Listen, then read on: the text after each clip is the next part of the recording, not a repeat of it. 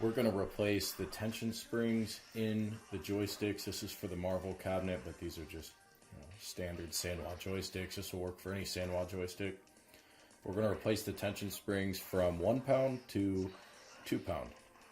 That's my personal preference. You could also go 4 pound. It's just about how much resistance do you want.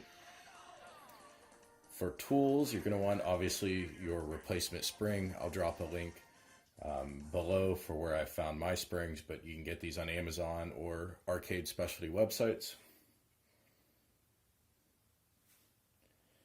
I recommend needle nose pliers so that you can replace the E-clip,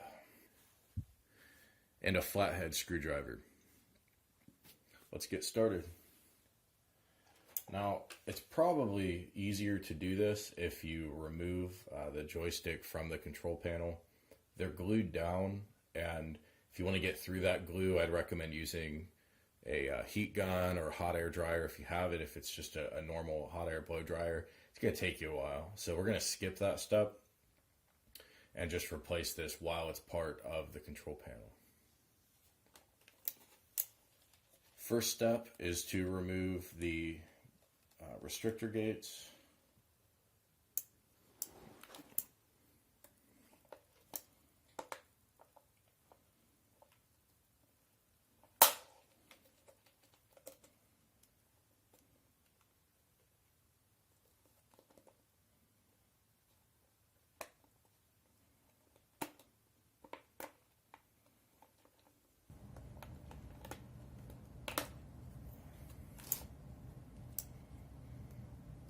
I already swapped out the square gates for the octagonal. I recommend these. This is what the American original arcade units used, as I noted in my review of the Marvel cabinet. These are very inexpensive, and they're going to make your cabinet feel a little bit more arcade authentic. Once the restrictor gate is off, go ahead and remove your actuator plate.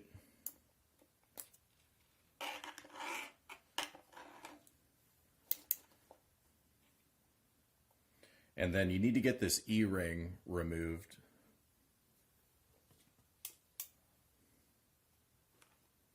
To remove the original spring. So to do that, you're going to put pressure below, push up on the joystick, and this is honestly the hardest part.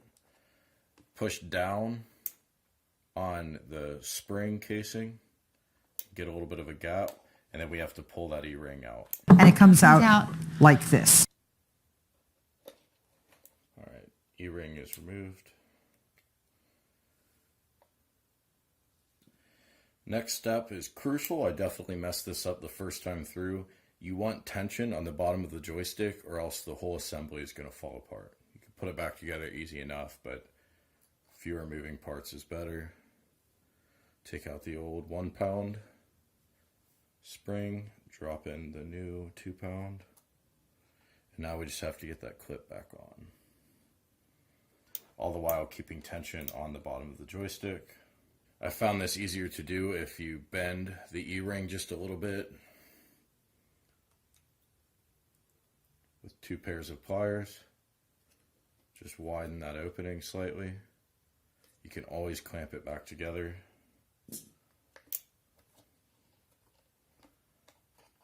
Hold the spring housing down with one hand, keep tension on the bottom. E-ring is back. If you bent it like I did, and just tighten it back up, easy enough. A pair of pliers. And you're almost done. Put the actuator back on.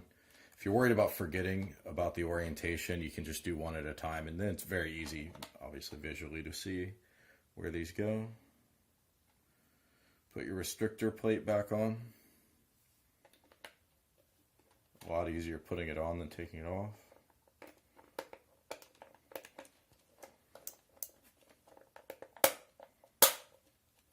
All right. And now you have whatever tension spring you want. Like I said, I went with 2 pounds. I have read instances of folks doing 4 pound springs and then complaining about the cabinet sliding a little bit inside the riser. And so it seems to be the consensus is to go with 2 pounds, but it's whatever you prefer.